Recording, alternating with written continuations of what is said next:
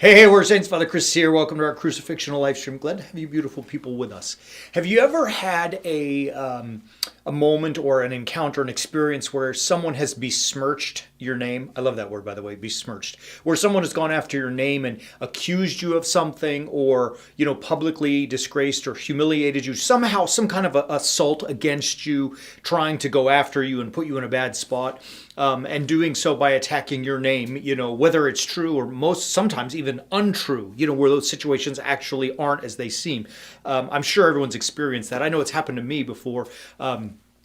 People have accused me and all of our Warrior Saints team of, being certain types of things just because we're out there constantly teaching and making sometimes, pretty bold statements to stand for the truth. And to be honest, it used to bug me, right? Because my name matters to me. Because it's not my name, it's my father's name, and I'd want to honor it. And so when someone goes after it, it's not even that it's just about me, it's about my family's name, my father, right? And so I don't like it. And I used to get really irritated and hurt, and sometimes maybe even not crushed by it, but I was like, it would bother me. And it's like, come on, man, why is this happening? God, what are you doing? Like, help me out, And it caused me sometimes, a little bit of sleepless nights. And over time, I've come to realize a few things when this happens. Because look, it's happened to me. I'm sure it will happen again. It's happened to you, I'm sure. If not, and even if it has, it will happen again. It's the way things go. Doesn't make it feel good, doesn't make it right, but how do we navigate our way through it? And first and foremost, we have to remember that, these are, I'm going to give you some practicals today, but these are really things that we have to remember, that God gives us the strength to get through those things. So we got to trust, we got to rely on Him. St. Paul in Philippians chapter 4, in being strong, he says, look, I can do all things in Him, or in Christ, who strengthens me. I can do all things in Him who strengthens me. So remember, we look to the Lord to find strength. He is not going to sprinkle magic dust on you that all of a sudden, all those tough feelings go away. But by living crucifixionally, by staying constantly vigilant in the spite of all the chaos that you may be feeling, He will give you that strength. The other verse I wanted to talk about was in Isaiah chapter 41, and it's beautiful. Greg's going to throw the verse up here for you now. I'm going to read a little bit more. You are my servant. I have chosen you and not cast you off. And here's verse 10. Fear not, for I am with you. Do not be dismayed, for I am your God. I will strengthen you. I will help you. I will uphold you with my victorious right hand, right? So God is going to bring strength to you in the face of that kind of adversity. And really, I think it's probably in all adversity, but this particular one, when someone goes after your name or accuses you, slanders you, that kind of stuff. Remember, when those things happen, there's a lot of reasons why it's happening. And that God is the ultimate strength. Trust Him, baby. Don't be afraid. It's annoying, I know that.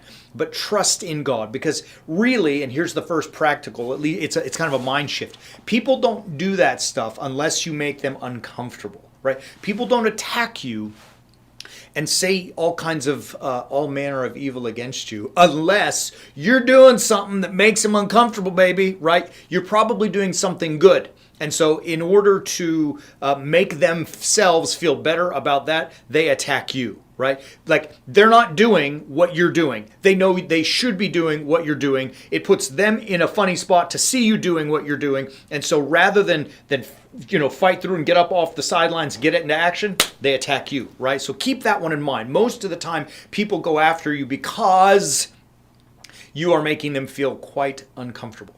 Number two, if you are not having people talk bad about you, you ain't doing enough work, right? You've heard me say this before. Like, if you've got no haters, you better go get 5 haters. And if you've only got 5, you need 5 more. And my metaphor there, my meaning, this hyperbole that I use, whatever you want to call it, is ultimately to say, look, this world is fractured, it's broken, and there's wickedness out there, and there are stupid people doing and saying stupid things. And very often, people don't say anything about it.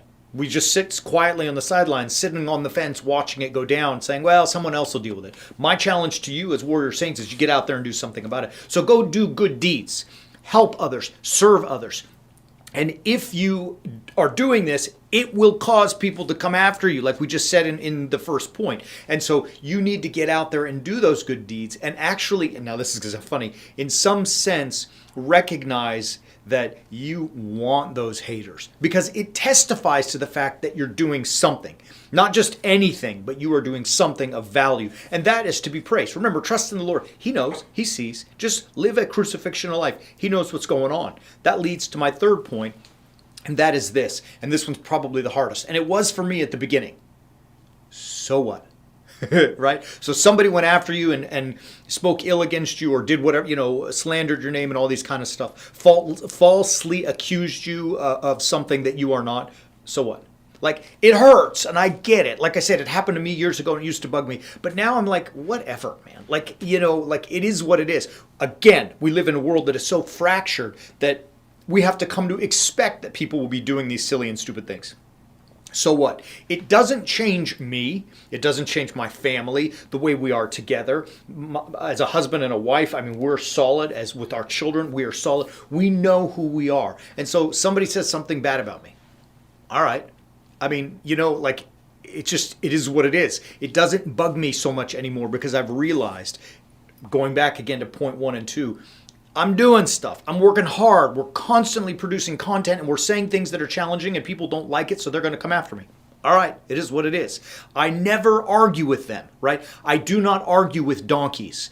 It's not worth it. It's a losing proposition, right? It's a losing proposition. And the final part of it is, and here is the key. I try, the final key, the final point, number 4, let's say this. I try so hard to make sure that everything I do is above reproach, that everything I do is honest, that everything I do is with integrity.